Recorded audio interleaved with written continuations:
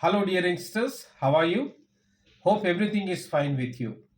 ఈ Christmas season రాగానే ఎక్కువ మంది యవనస్తులు అడిగే ప్రశ్న డిసెంబర్ 25th క్రిస్మసా? 25th ఎందుకు? ఆ డేట్ ఎలా డిసైడ్ చేయబడ్డది? ఒకవేళ 25th డిసెంబర్ క్రిస్మస్ అయితే మరి క్యాలెండర్ డివిజన్ జనవరి 1 నుంచి ఎందుకు తీసుకొని వచ్చారు? అక్కడ ఏంటి దానికి ఉన్న ఆధారం? ఈ ప్రశ్న చాలామంది యవనస్తుల్ని పీడిస్తూ ఉంటుంది.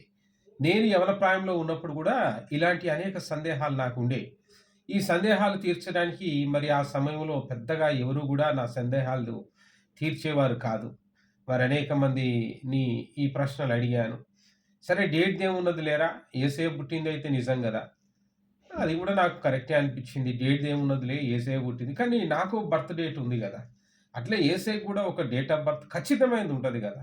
సరే మా తాతల కాలంలో అంటే వాళ్ళకి చదువు లేక స్కూల్‌లో టీచర్ ఏ డేట్ ఏస్తే ఆ డేట్ అడ్జస్ట్ అయ్యారులే గానీ, ఈరోజు ఇంత ఆధారాలు ఉన్న తర్వాత జీసస్ యొక్క బర్త్ డేట్‌ను ఎందుకు ఖచ్చితంగా డిసైడ్ చేయలేకపోయారు? డిసైడ్ చేసే ఉంటారు. దాని వెనకాల గూడా ఖచ్చితమైన ఒక రీసెర్చ్ ఉంటది. అంటే అది మనకు తెలవదేమో అన్న పరిశోధన వెతుకుతూ ఉండగా మత్తయి సువార్త 24వ అధ్యాయం 44వ వచనాన్ని చదువుతుంటే, అంతటా ఆయన మోషే ధర్మశాస్త్రంలోను, ప్రవక్తల గ్రంథములలోను, కీర్తనలలోను నన్ను గూర్చి వ్రాయబడినవన్నీ నెరవేరవలెనని నేను మీ యొద్ద ఉండినప్పుడు మీతో చెప్పిన మాటలు నెరవేరునని వారితో చెప్పెను. ఈ మాటలు ఏ సందర్భంగా రాయబడ్డాయి? మనందరికీ బాగా తెలుసు. యేసు ప్రభు పునరుత్థానుడైన తర్వాత యెరూషలేము నుంచి ఎమ్మాయి గ్రామానికి ఇద్దరు శిష్యులు వెళ్తూ ఉంటే, ఆయన వారితో పాటు కొంత దూరం నడిచాడు. ఆ రాత్రి వారితో బస చేశాడు. ఆ రోజు వారితో మాట్లాడుతూ ఉన్నప్పుడు పలికిన మాటలు, నా గురించినవన్నీయు కీర్తనల గ్రంథంలో ఉన్నాయి. మోషే రాసిన ధర్మశాస్త్రంలో ఉన్నాయి. ప్రవక్తల యొక్క గ్రంథాల్లో ఉన్నాయి. అన్ని విషయాలు ఉన్నప్పుడు ఆయన జన్మాన్ని గురించి ఖచ్చితత్వం కూడా ఉండాలి గదా! ఎందుకు ఉండకుండా ఉంటది? ఈ పరిశోధన ఒక 6 ప్రాముఖ్యమైన విషయాల్ని నాకు నేర్పించింది. మొదటిది, historically December 25th is an accurate date of birth of Jesus Christ. చారిత్రాత్మకంగా జూలియస్ సీజర్ అనేవాడు తెలవని వారు ఉండరు. యేసుక్రీస్తు ప్రభువు వారి యొక్క జీవిత చరిత్ర అంతా కూడా, ఆయన యొక్క 33.5 సంవత్సరాల చరిత్ర అంతా కూడా రోమన్ల ఆధిపత్యములో యూదులు, ఇజ్రాయేలీలు బానిసలుగా ఉన్నప్పుడు జరిగింది. కాబట్టి రోమన్ల చరిత్రను ఒక్కటి గట్టిగా పట్టుకుంటే యేసుక్రీస్తుకు సంబంధించిన చారిత్రక ఆధారాలన్నీ కూడా గట్టిగా దొరుకుతాయి. క్రీస్తు పూర్వం అందే, క్రీస్తు పుట్టక ముందే మరి జూలియస్ సీజర్ అంటే ఆ కైసర్ జూలియస్ అనే అతను రోమన్ల చక్రవర్తి. నేను ప్రపంచ ఛత్రాధిపతిని కదా, ప్రపంచానికి ఒకే చక్రవర్తి ఉండాలి, ఇక ప్రపంచానికి ఒకే క్యాలెండర్ ఉండాలి, దేశానికి ఒకటి, మతానికి ఒకటి, భాషకు ఒకటి, ఇన్ని ప్రాంతాల్లో ఇన్ని క్యాలెండర్లు అవసరం లేదు, అందరూ యూనివర్సల్గా ఒకే క్యాలెండర్ను అనుసరించాలి అని క్యాలెండర్ తయారు చేయమని ఆయన దగ్గర ఉన్న మంత్రులకు, ఆయన దగ్గర ఉన్న ఫిలాసఫర్స్‌కి ఆయన ఎప్పుడైతే ఆజ్ఞను జారీ చేస్తాడో, క్యాలెండర్ యొక్క పనిని వాళ్ళు ప్రారంభిస్తారు. మంచి మంచి మ్యాథమెటిషియన్స్ ఈ యొక్క డేట్ క్యాలిక్యులేషన్స్ చేస్తూ క్రీస్తు పూర్వాన్ని, క్రీస్తు శకాన్ని మరి ఓవరాల్‌గా మరి ఒక్కరోజు గడవాలంటే ఎంత కాలం పడతది? ఎంత సమయం పడతది? Seconds, minutes, hours, days, weeks, months, years ఇలాంటి మొత్తం ప్రక్రియని ఒక క్యాలెండర్‌గా తీర్చిదిద్దారు. క్రీస్తు పూర్వం జూలియస్ సీజర్ ఏదైతే ఆజ్ఞ జారీ చేశాడో, మరి అనేక బృందాలు ఈ యొక్క పనిలో, క్యాలెండర్ తయారు చేసే పనిలో నిమగ్నమై చివరికి క్రీస్తు శకం 547వ సంవత్సరంలో డయోనిసస్ ఎగ్జిగ్యూస్ అనే మ్యాథమెటిషియన్ యొక్క ఆధీనంలో మరి క్యాలెండర్ పూర్తిగా తయారు చేయబడింది. మరి ఆయన ఆ యొక్క క్యాలెండర్‌ని ఇప్పుడు ఫైనల్‌గా డివైడ్ చేసే టైం వచ్చింది. అంటే క్యాలెండర్‌ని డివైడ్ చేయాలి, కాలాన్ని డివైడ్ చేయాలి అంటే ఖచ్చితంగా ఒక ల్యాండ్ మార్క్ ఉండాలి. ఖచ్చితమైన ల్యాండ్ మార్క్ మరి ఆ కాలంలో జరిగిన చరిత్ర అంతా చూస్తే, జూలియస్ సీజర్ కాలం నుంచి చరిత్రను ఆయన గమనించుకుంటూ వస్తే, the Jesus is a centre point. ఆయన యొక్క పుట్టుక, ఆయన యొక్క ప్రచారం, ఆయన యొక్క మరణం, ఆయన యొక్క పునరుత్థానం, తిరిగి ఆయన శిష్యులు క్రైస్తవ్యాన్ని వ్యాపింప చేయడం. మరి ఒకనాడు క్రీస్తును సిలువ వేసిన రోమన్ చక్రవర్తులే పూర్తిగా క్రైస్తవ రాజ్యంగా మార్చబడి, ఆ క్రైస్తవ రాజ్యంలోనే ఈ యొక్క 547 సంవత్సరంలో ఈ యొక్క మ్యాథమెటిషియన్ అయిన డయోనిసస్ ఎగ్జిగస్ ఈ యొక్క క్యాలెండర్‌ను ఫైనల్ చేయడం జరిగింది. That's why he made Jesus as a centre point. జీసస్‌ను సెంటర్ పాయింట్ చేసుకొని ఆయన యొక్క పుట్టుకకు ముందు అంటే బిఫోర్ క్రైస్ట్ అని బీసీ, ఆయన యొక్క పుట్టుక తర్వాత అంటే అన్నా డొమిని కాలమని, అట్లా ఏడీ అని మరి శకాన్ని ఆయన 2 భాగాలుగా విభజించాడు. అలా ఆ రీతిగా యేసుక్రీస్తు ప్రభు శక పురుషుడయ్యాడనమాట.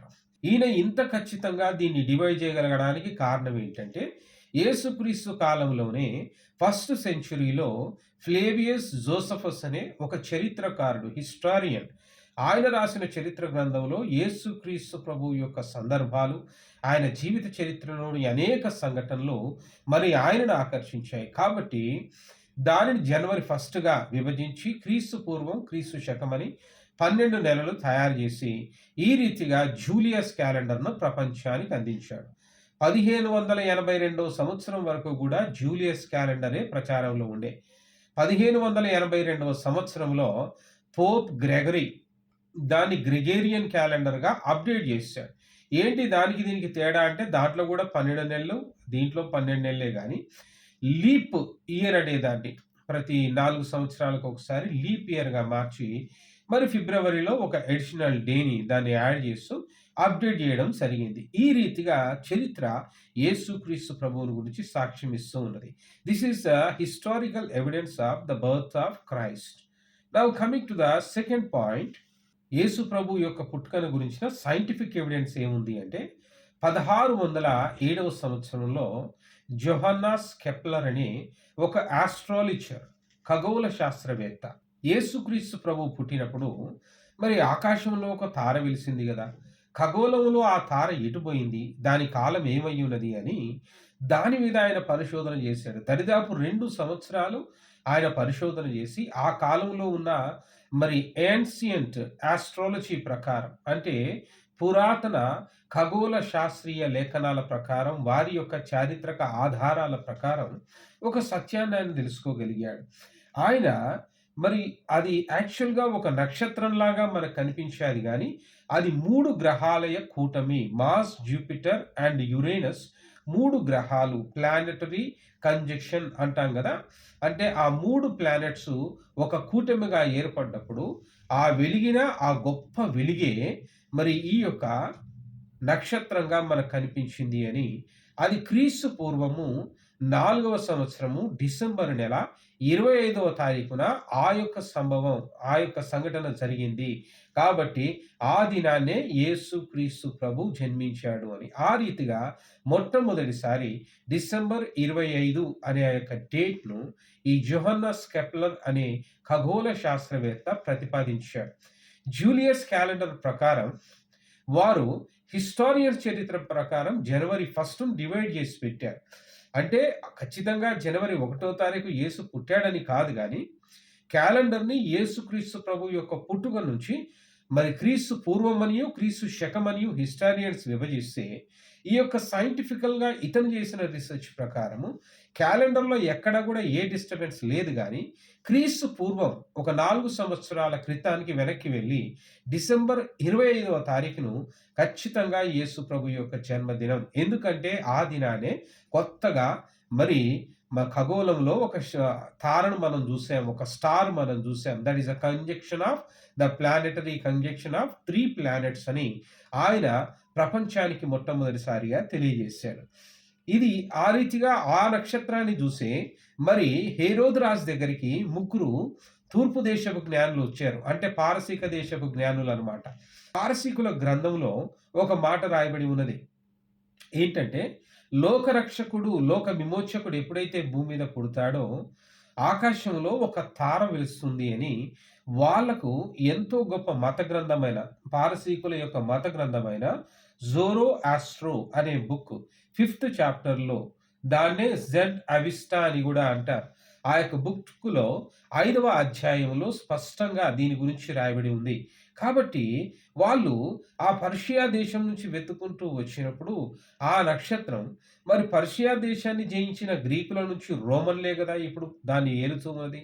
రోమన్లు రోమన్ల యొక్క అండర్‌లోనే యూదయ రాజ్యం ఉన్నది. మరి యూదులకు రాజుగా హేరోదు మహారాజు ఉండే. అందుకే అంత ఖచ్చితంగా వెతుక్కుంటూ డైరెక్ట్‌గా హేరోదు మహారాజు దగ్గరికి వారు వెళ్ళగలిగారు. This is about the scientifical evidence of the Christmas. The December 25th is a birth date of Christ. And coming to the third point, archaeological basis. పురావస్తు శాస్త్ర ప్రకారం అసలు ఇక్కడ ఏం రాయబడి ఉన్నది? ఇది ఒక పాయింట్. పురావస్తు శాస్త్రములు అంటే ఆర్కియాలజికల్ బేసిస్‌లో లూకా సువార్త 2వ అధ్యాయము 1, 2 వచనాలలో అక్కడ ఆర్కియాలజికల్‌గా ఒక బేసిస్ కనపడుతది. ఏంటి అంటే కైసరు అగుస్తు కాలములో అంటే ద సీజర్ అగస్టస్ రోమాను ఏలుతున్న దినంలో ఒక ఆజ్ఞను జారీ చేశారు. ఏంటి ఆ ఆజ్ఞ అంటే మొదటి ప్రజా సంఖ్య. ఎందుకంటే అప్పటి వరకు బబులోనీయుల బానిసత్వంలో పోయిన ఇజ్రాయేలీలకి మళ్ళా సెన్సస్ ఇక తీయలేదు. ఇజ్రాయేల్లో నుంచి పారసీకుల దగ్గర పోయారు. పారసీకుల తర్వాత గ్రీకులు వెళ్ళారు. గ్రీకుల తర్వాత రోమన్లు వెళ్ళారు. ఇప్పుడు రోమా రాజ్యంలో ప్రపంచాధిపత్యంగా రోమన్లు ఉన్నారు కాబట్టి ప్రపంచ పరంగా ఎంటైర్ వరల్డ్ సెన్సస్ కావాలని కైసర్ అగుస్తు ఆజ్ఞాపించాడు. కైసర్ అగుస్తు కాలంలో ఇది సిరియా దేశంలో ఉన్నది. యూదయ దేశము సిరియా అండర్‌లో ఉన్నది. సిరియన్లు పట్టుకున్నారు దీన్ని. కాబట్టి సిరియా అండర్‌లో ఉన్నది కాబట్టి ఈ సిరియన్లకు ఒక అధిపతి ఉన్నాడు. అందుకే సెన్సస్ ఆఫ్ కురేనియస్ అంటారు దీన్ని. కురేనియా అధిపతిగా ఉన్న ఆ రోజులలో ఇక్కడ సెన్సస్ రాయించుకోవడానికి, ప్రజా సంఖ్య రాయించుకోవడానికి మరి యోసేపు మరియమ్మను తీసుకొని తన స్వగ్రామమైన బెత్లెహేముకు వెళ్తాడు. యేసు ప్రభు పుట్టిన తర్వాత 8వ దినాన దేవాలయంలో మరి ఆయనను ప్రతిష్ఠించిన తర్వాత మరలా యేసు ప్రభు యొక్క పేరును కూడా తీసుకెళ్ళి ఆ యొక్క సెన్సస్‌లో ప్రజా సంఖ్యలో ఎంట్రీ చేస్తాడు. మరి ఇదంతా కూడా 1820వ సంవత్సరంలో పురావస్తు శాస్త్రవేత్తలు అక్కడ జరిపిన తవ్వకాలలో మరి అక్కడ రాయబడ్డ ప్రజా సంఖ్య యొక్క పత్రులు దొరికాయి. క్రీస్తు పూర్వం 4వ సంవత్సరంలో మరి అప్పుడు జరిగిన సెన్సస్‌లో 42,33,000 మంది ప్రజా సంఖ్యలో వారి పేర్లు రాయబడ్డాయి. ఆ పేర్లలో మరియమ్మ పేరు, యోసేపు పేరు, ఆ తర్వాత కొంతకాలానికి యేసు ప్రభు పేరు కూడా దాంట్లో చేర్చడం జరిగింది. ఇది పురావస్తు శాస్త్ర ప్రకారంగా. ఇప్పుడు ఏమేమయ్యా? Historically you have the evidence and scientifically you had the evidence and archaeologically you had the evidence. Now coming to the fourth point, prophetically అంటే ప్రవచనాత్మకంగా. నేను ఎందుకు ఈ పాయింట్లు 6 పాయింట్లు చెప్తాను అన్నాడంటే లూకా సువార్త 24వ అధ్యాయం 44వ వచనమే దానికి బేస్. అంటే క్రీస్తును గురించిన అన్ని విషయాలు ఆధారాలతో ఉన్నాయి అని యేసు ప్రభువే సాక్ష్యం ఇస్తూ ఉన్నాడు. కాబట్టి ఈ ఆధారాలు తీస్తూ ఉన్నారు. Prophetically there are more than 300 prophecies about the birth of Christ. Yesu Kreestu యొక్క జన్మమును గురించి 300 పైచినుకు ప్రవచనాలు ఎంటైర్ బైబిల్లో, not only in the Bible, non Christians follow అయ్యే మత గ్రంథాలు 300 పైచినుకు ప్రవచనాలు ఉన్నాయి. 2022వ సంవత్సరంలో క్రిస్మస్ గాస్పుల్లో దరిదాపు 30 గ్రామాల్లో సువార్త ప్రకటించినప్పుడు గ్రామానికి ఒక ప్రవచనం చొప్పున పాత నిబంధన ప్రవచనము, కొత్త నిబంధన ప్రవచనం టాలీ చేస్తూ మరి నేనే 30 ప్రవచనాలు మాట్లాడాను. దాంట్లో 300 పైచిలుకు ప్రవచనాలు ఉన్నాయి. So prophetically the birth of Jesus is proven. Now coming to the fifth point, according to the law of Moses. ధర్మశాస్త్రానుసారంగా. ఏంటి ధర్మశాస్త్రానుసారంగా? మోషే రాసిన పంచకాండాలలో ఆదికాండం 3వ అధ్యాయం 15వ వచనములోనే ఆయన స్త్రీ సంతానంగా జన్మిస్తాడు. ఆ స్త్రీ సంతానంగా పుట్టినవాడు లోక పాపమును మోసుకొని పోవచ్చున్న దేవుని గొర్రెపిల్ల అనియు, అతనే సాతాను యొక్క తలను చితగొడతాడనియు, సిలువలో సాతాను తల చితికిననియు, మరి మరియ గర్భమున ఆయన స్త్రీ సంతానంగా పుట్టాడనియు, పురుష ప్రమేయం లేకుండా కన్యకకు ఆయన జన్మించాడనియు ధర్మశాస్త్రానుసారమైన ఆధారాలు యేసు ప్రభు యొక్క జన్మమును గురించి ప్రస్తావిస్తూ ఉన్నాయి. So according to the law of Moses, ధర్మశాస్త్రానుసారంగా ఈ యొక్క క్రిస్మస్ గురించి రాయబడి ఉన్నది. Now coming to the sixth point, this is according to the scriptures. ఏంటి లేఖనాల ప్రకారం? యోహాను సువార్త 10వ అధ్యాయము 22వ వచనాన్ని ఒకసారి గమనించండి. ఆలయ ప్రతిష్ఠ పండుగ యెరూషలేములో జరుగుచుండెను. అది శీతాకాలము. అప్పుడు యేసు దేవాలయములో సొలొమోను మంటపమున తిరుగుచుండగా. ఈ మాటలు జాగ్రత్తగా గమనించండి. ఆలయ ప్రతిష్ఠిత పండుగ. ఆలయ ప్రతిష్ఠిత పండుగ ఎప్పుడు? అసలు ఏంటి ఆలయ ప్రతిష్ఠిత పండుగ? దాన్నే హనుక్కా ఫెస్టివల్ అంటారు. యూదులు రెండవసారి యెరూషలేము దేవాలయంను కట్టినప్పుడు సొలొమోను దేవాలయము బబులోను కాలంలో కూల్చబడుతుంది కదా. కోరెషు కాలంలో మరి ఎజ్రా నెహెమ్యాలకు ఆజ్ఞాపించి యెరూషలేము దేవాలయాన్ని రెండవసారి కట్టడం, మరి యూదులందరూ తిరిగి వారి స్వతంత్ర దేశానికి చేరడం కదండి. ఆ రీతిగా మరి పారసీక రాజులైన కోరెషు కాలంలో జరిగింది. మరి కోరెషు కాలం తర్వాత మళ్ళా ప్రపంచ చక్రవర్తులు ఎవరనుకున్నాం? గ్రీకులు అయ్యారు. గ్రీకుల నుంచి రోమన్లు అయ్యారు. ఆ రీతిగా యూదా ఇజ్రాయేలీలంతా ఇప్పుడు రోమన్లకు బానిసలుగా ఉన్నారు. మరి యొక్క హనుక్కా పండగ ఏదైతే ఉందో అది హెబ్రూ క్యాలెండర్ ప్రకారం జరుగుతుంది. హెబ్రీల క్యాలెండర్‌లో మరి ఎవ్రీ టైమ్ డేట్స్ మారుతూ ఉంటాయి ఎవ్రీ ఇయర్. మరి జూలియస్ సీజర్ చేసిన క్యాలెండర్ ప్రకారం క్రీస్తు శకం 4వ సంవత్సరంలో డిసెంబర్ 25వ తారీఖు ఆ హనుక్కా పండుగ వస్తది. క్రీస్తు పూర్వం 4వ సంవత్సరంలో కూడా డిసెంబర్ 25వ తారీఖునే ఆ పండుగ వస్తుందన్నమాట. కాబట్టి డిసెంబర్ 25వ తారీఖు క్రీస్తు ప్రభు యొక్క పుట్టుకను ఆ పండగలో భాగంగా మరి యూదులు అడు చేసుకుంటారు. క్రైస్తవులు ఇటు క్రిస్మస్‌గా దాన్ని చేసుకుంటూ ఉంటారు. ఇది స్క్రిప్చరల్ లేఖనాల ప్రకారంగా మరి యూదుల పండగను ఆధారం చేసుకొని, మరి అంతేకాకుండా రోమన్లు కూడా డిసెంబర్ 17వ తారీఖు నుంచి 23వ తారీఖు వరకు ద ఫెస్టివల్ ఆఫ్ సటర్నేలియా అంటే గాడ్ ఆఫ్ సాటర్న్, శని దేవునికి పండగలు చేస్తూ ఉంటారు. తర్వాత ఒక్క దినం వారు విశ్రాంతి తీసుకొని శనిదేవుని పండగలు ముగించుకొని డిసెంబర్ 25వ తారీఖున వారు సూర్య భగవానుడి పండగ చేస్తారు. దాన్నే సోల్ ఇన్విక్టస్ అంటారు. God of sun, Dies Natalis Solis Invicti అని రోమన్ భాషలో రాయబడి ఉంటుంది. మరి క్రీస్తును ఎరగనంత కాలం కూడా రోమన్లు డిసెంబర్ 25వ తారీఖుని ఎప్పుడైతే ఆ యొక్క సోల్ ఇన్విక్టిస్ అనే సూర్యదేవుడి పండుగలు చేసుకుంటూ వచ్చారో, మరి క్రీస్తు శకం మొట్టమొదటి చక్రవర్తి అయిన కాన్స్టాంటైన్ 323వ సంవత్సరంలో ఆ పండగను, సూర్య భగవానుని పండుగను క్రిస్మస్ పండగగా ప్రతిపాదించాడు. కాన్స్టాంటైన్ని మొట్టమొదటి క్రైస్తవ చక్రవర్తి అంటాం. ఏ రోమన్లు అయితే యేసుక్రీస్తు ప్రభువును సిలువేసి చంపారో ఆ రోమన్లే తర్వాత కాలంలో క్రీస్తును అంగీకరించి క్రైస్తవులుగా మార్చబడ్డారు. ప్రపంచవ్యాప్తంగా క్రైస్తవ్యాన్ని బలమైన మతంగా మరి దాన్ని విస్తరింపచేశారు. కాన్స్టాంటైన్ ఏమన్నాడంటే, సూర్యదేవుడు ఇంతకాలము మరి నిజమైన దేవుడు మనకు తెలియదు కాబట్టి సూర్యుడే దేవుడు అనుకున్నాం కానీ అసలు నీతి సూర్యుడు ఆయన కంటే గొప్ప దేవుడు యేసు ప్రభువే కదా. కాబట్టి ఈ యొక్క సటర్నేలియా పండుగలు మరి సోల్ విక్టస్ అనే ఈ యొక్క సూర్యదేవుని పండుగలను ఆచరించడం బంజేసి నీతి సూర్యుడైన యేసు క్రీస్తు ప్రభు యొక్క జన్మదినాన్నే మనం ఆచరిద్దామని డిసెంబర్ 25వ తారీఖును దాన్ని ప్రతిపాదించాడు. ఇక్కడ డిసెంబర్ 25వ తారీఖును ప్రతిపాదించిన వారిలో హిస్టారియన్స్ కానీ, ఆర్కియాలజిస్టులకు కానీ, మరి according to the law of Moses కానీ, అకార్డింగ్ టు ద స్క్రిప్చర్స్ కానీ, అకార్డింగ్ టు ద ఫిలాసఫర్స్ కానీ, according to the scientific reasons కానీ అసలు ఒకరితో ఒకరికి సంబంధం లేదు. వాళ్ళందరూ చేసిన రీసెర్చ్ అంతా కూడా ఒకే దగ్గర వచ్చి ఆ కాలాన్ని కలుపుతుంది. ఆ కాలమే డిసెంబర్ 25th. చూడండి, వాళ్ళు చేసిన ప్రతి రీసెర్చ్ కూడా డిసెంబర్ 25th ముడిపడుతూ ఉంది. మరి December 25th birth of Christ అయితే why calendar has divided on January 1st?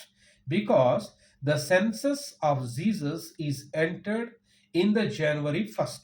Historian చేసిన రీసెర్చ్లో సెన్సస్ ప్రకారము ఆయన ఆ డేట్ను తీసుకొని కాలాన్ని, క్యాలెండర్ని బిఫోర్ క్రైస్ట్ అన్నా డామిని అని డివైడ్ చేశాడు. కానీ అసలు ఎప్పుడు సెన్సస్లో ఎంట్రీ చేయబడ్డది?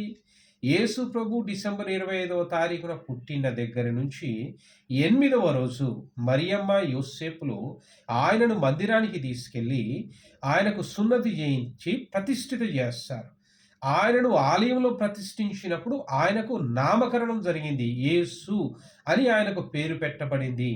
ఆ యేసు అని పేరు పెట్టబడ్డప్పుడు ఆ పేరు తీసుకెళ్ళి వాళ్ళు అక్కడ సెన్సస్‌లో రిజిస్టర్ చేశారు. డిసెంబర్ 25 నుండి జనవరి 1వ తారీఖు కరెక్ట్‌గా 8వ రోజు వస్తది.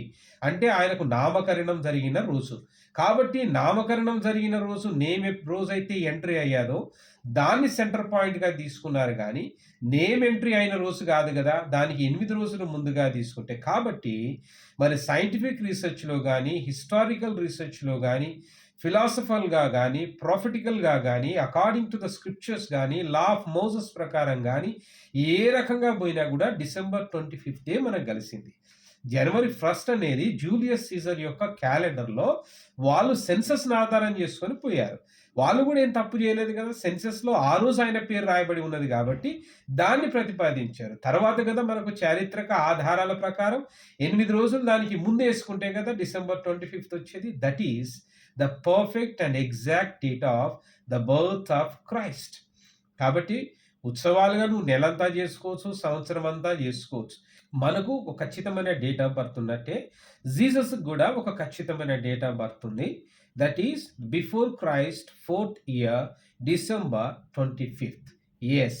All the best. Happy Christmas.